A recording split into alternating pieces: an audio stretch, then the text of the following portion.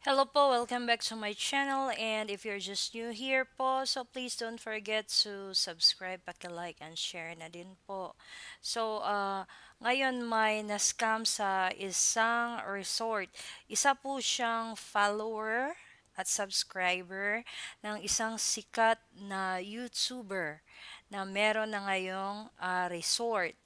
At saka na-scam po siya. So, paano po siya na-scam? So, let's watch this po. Ayan. Mm. Ano ko yan? Hello, Ate Arlet. Ayan, asan na ba si Ate Arlet? Ito po. Ayan, ako. Kawalan. Kanina, hindi tayo nakapag-usap kanina mabuti kasi nasa nasa may resort ako, inaayos ko, may naka-check-in kasi. Ano ba yung yung sinend mo sa akin na Casa Guiñana Resorts, hindi natin page yun. Kaya nagsasabi ako, Ate Arlet, sa live ko na doon lang ako sa Pinoy Equatorial Guinea na page, doon lang nyo ako kukontakin.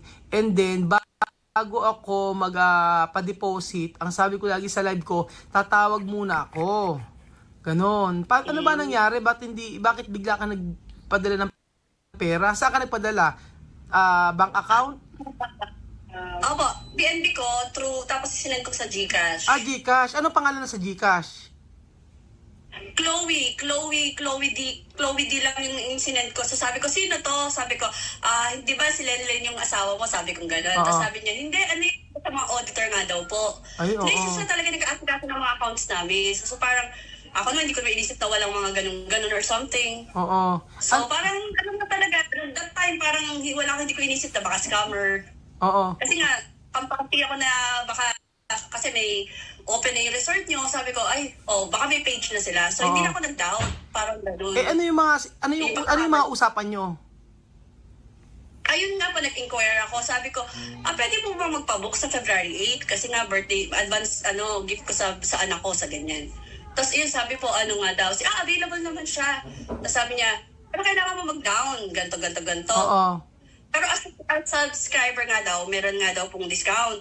So, magbigay ka na kahit 6.5, sabi niya gano'n. Pero yung open kitchen is you need to pay another 2.5. Ay, open Ganon. kitchen. Walang bayad ng open kitchen. O, sige. Nga po, kaya nagduda na ako. O, tapos? Tapos, sabi niya, pag mag-a-add ka pa po ng tao, magbabayad ka ulit ng 1,000. Sabi ko, ba't gano'n? Ba't parang hindi consist, sabi ko, ba't kailangan mag-add ng Oo, bayad? walang ganun. O, tapos, ano sabi niya?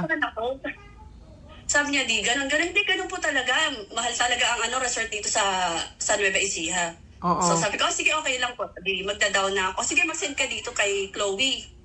O kung gusto mo kay Belgium, gumanon siya. Pati kay Belgium sinabi. So, ayun yung- Opo, sabi dapat pwede daw sa Gcash ni Belgium. So ako hindi talaga ako nagduda. Akala ko totoo. Oo. So ako naman, okay, isip ko na po. Ayun, sinend ko Bakit na. hindi ka So, nagduda nang sinabi Chloe? hindi, sabi auditor niyo daw po eh. Ah. Hindi. Ano pa yung mga Pagkakamali ano pa ko yung mga eh. ano ba yung mga minessage sa'yo? Wala, yun lang po. Yung availability, yung ganto-ganto na bawal yung mga ganito. Pati yung mga bawal sinabi yun? May mga bawal daw na galawin. Tapos, pag pumunta daw kami, pupunta daw dyan sila misma. Yung mga gano'n. Kaya parang Parang excite naman totoo, ako. parang totoo. Yung gano'n. Baka daw dumating sila chamame kasi Saturday daw yun. Wala daw pasok. Grabe, Sabi ko, hindi oo. maganda. Makakita ng opo. Oo. Kaya, as follower, parang excited ako kahit hindi ako kasama. Makikita ng anak ko. Pakita na anak Parang mo. gano'n. Taga saan ka ba? Nasaan ka ba ngayon? Ako nasa Doha, Qatar. Tapos yung anak mo, taga saan? Taga saan kayo dito? Laguna, Santa Rosa, Laguna. Tapos diretso pa kayo dito sa Nueva Ecija. Opo. Babakasyon lang kasi yung daddy niya is from Cabanatuan. Taga Cabanatuan pala yung daddy niya. Ano pa yung mga sinabi ng scammer? Yung kanina lang po, nagulat lang po ako. Pinipilit akong i-send ko na po yung bayad para sa kitchen. Oo. So parang automatically parang nakaramdam na ako ng something off. Oo. Sabi ko, ba't ganon? Sabi ko, parang hindi naman gagawin to ni Kuya Rowell na, kasi usapan namin, one day before, tsaka ko babayaran yung kitchen.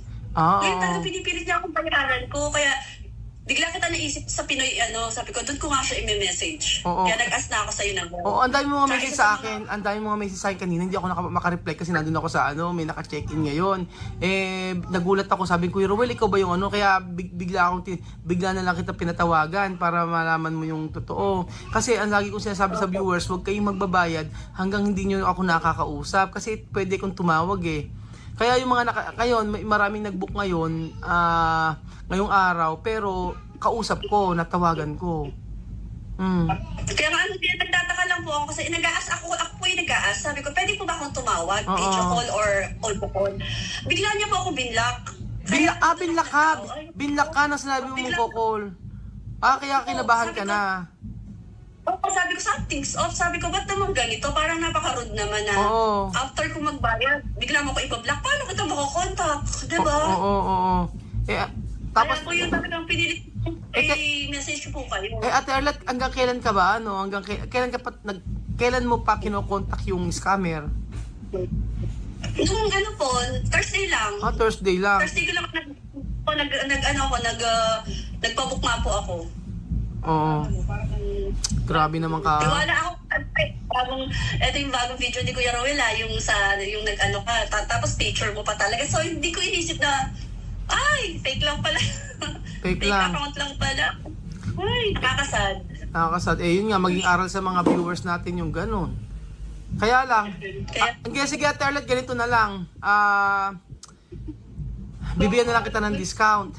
And then, ililibre ko na lang yung breakfast ng pamilya mo. Sige. Para, Salamat. oo, ililibre ko yung yung breakfast. Oo. Sa, alam ko pa, paano magagalit sa akin yun? Pero okay lang. Kasi Ate Arlette, syempre, yung pera kasi pinaghihirapan, di ba? Kagaya mo ikaw, yung asawa mo ba nandyan din? Opo. Dito kami pareho nag-work. Ako lang po namin nasa O, di mo nga, di ba? Ang hirap ng buhay. Kisipin mo, nasa abroad kayo, tapos yung anak nyo nasa Pilipinas, magkahiwalay kayo. Surprise ko sana yun. Surprise ko sana sa anak ko. Oo. Tapos biglang, wala ako palang surprise. Kasi peki naman pala yung nabook mo. Yung gano'n. Kaya Oo. sabi ko, kaya hindi pwede ako papayag na wala pa rin yung surprise ng anak ko. Oo, Kailangan, ay. kahit naloko ko, ipapabook ko pa rin siya. Kasi natuwa yung bata. Nakita niya ang ganda-ganda daw nung resort niyo. So, Oo. parang excited siya pumunta. Ilan taon na may anak mo? Magte-10 po siya sa February. O sige, sa ano na lang, bibigyan ko siya ng, libre ko na sila sa breakfast, then ako na libre ko na rin yung cake niya. Para, Yun po, sinabi ko. Sabi niya, bibigyan ko ako ng cake. Tatawa ako doon.